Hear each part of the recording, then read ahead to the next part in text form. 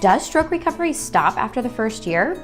Today I'm going to definitively answer that question, so let's get into it. If you've ever watched any of my other videos, you know that I tend to be pretty calm, relaxed, and positive. But I'm gonna be honest with you all, this question burns me up. I have heard from way too many stroke survivors that their healthcare providers have told them that stroke recovery stops after 6 months or a year.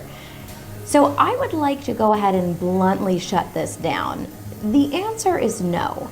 Stroke recovery doesn't stop after the first year. Now, I could end this video here and you all would have your answer, but I think it's important that we dive a little deeper and understand why this is the case. Why does stroke recovery continue after the first year? And why do some people say that it stops after the first 6 months to a year? So to better understand it, we need to dig into the 3 phases of stroke recovery and what happens in each of them, because that's where people are getting some of their information and what they base that assumption on. So the 3 phases of stroke recovery are the acute phase, the subacute phase, and the chronic phase. And it's in that second phase, that subacute phase, where people tend to make that assumption. So let's go ahead and dig in. After a stroke first happens, this is called the acute phase, or phase number 1. And this is typically the first few days to the first few weeks right after your stroke. Now, in this phase, typically a stroke survivor is in the hospital. You might be being stabilized, but once you're stabilized and you're able to tolerate therapy, the optimal way to go would be to be transferred to a rehabilitation facility. And that may happen within that first few weeks. However, we know that unfortunately many of our global healthcare systems are less than optimal and pretty broken. So more often than not, stroke survivors go without getting the appropriate amount of therapy they need.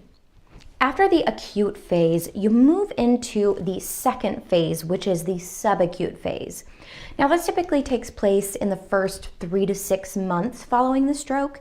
And it's also when stroke recovery gets very interesting and why a lot of people say that it is the crucial time period for stroke recovery. And there's a couple reasons why people say that. The brain goes through 2 different processes called spontaneous recovery and heightened neuroplasticity. Whoa, those are a mouthful. I'm gonna break those down so that we can better understand what's going on in this subacute phase that causes people to say that. So let's start with spontaneous recovery.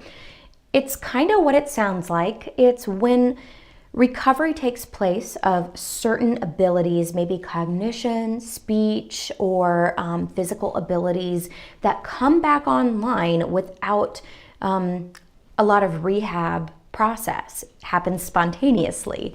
And there are a few different reasons why this happens. So what's happening in the brain?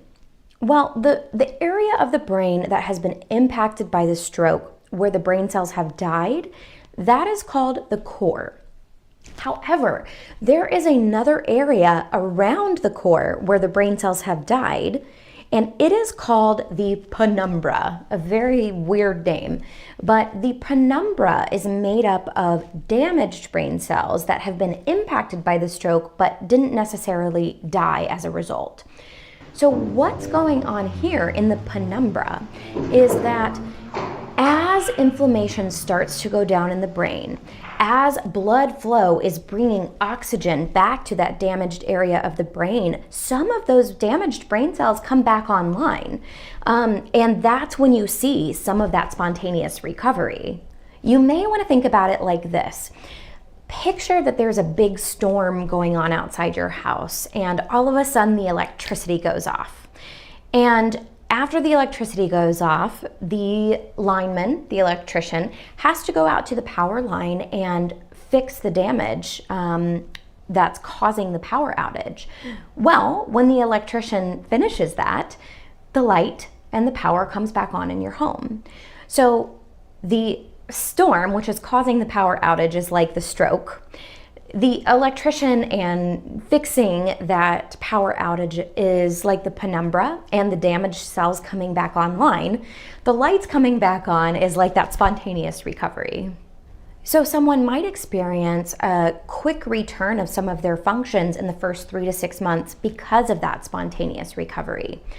Now, I also mentioned a second process that happens called heightened neuroplasticity. Now, heightened neuroplasticity means that the brain is very quickly and very easily adapting and molding to these changes. It's like, when we're kids, we have really heightened neuroplasticity because we are learning so much, and our brain is having to quickly make pathways or recreate pathways so that we can retain everything that we've learned. It's a similar experience in the first 3 to 6 months after a stroke happens. But after a stroke, those brain pathways have been damaged. So the heightened neuroplasticity allows the brain to work more quickly. It allows the brain to adapt to those changes a lot faster. And that's why some people say that this is the crucial period of stroke recovery, because of the heightened neuroplasticity and the spontaneous recovery that's occurring in the subacute phase. And I don't want you to get me wrong here. I think that it's incredibly important to use and capitalize on those processes that are happening. But what I don't want anybody to get confused about is to think that after that time period passes, that you're just out of luck, because we know that that's not true. What does end up happening is that process, the spontaneous recovery and the heightened neuroplasticity, start to slow down. It's not to say that it stops completely, it just slows. So you may be seeing slower progress versus that very quick progress that you may have been seeing during that time period. And this brings us to the third phase, also known as the chronic phase. And this includes the time after the 6-month mark.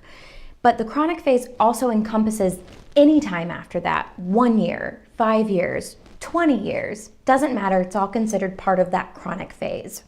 And like I mentioned, this is also the phase when those two processes, spontaneous recovery and heightened neuroplasticity, start to slow down. But I think it is very important to note here that you can make progress at any point after your stroke. Don't let someone tell you that just because the fastest recovery may happen in the first 3-6 months up to a year, it doesn't mean that you'll stop making progress after that year mark. And while new evidence and research is showing up and supporting this idea that stroke recovery extends outside of that 6-month to 1 year window, anecdotally, I have seen this over and over again. I have worked in teletherapy, outpatient rehabilitation, home health care, and skilled nursing rehab. And I have worked with people who are years out from their stroke and continue to make progress. I can't say that everyone is going to get back to 100% of where they were before their stroke. That's just something I can't guarantee. But what I can say is that if you put in the work, you put in the time, you put in the effort, progress is still possible no matter how far you are out from your stroke. I hope that this information has given you the confidence to know that you can still make progress in your own recovery journey regardless of how long ago your stroke was.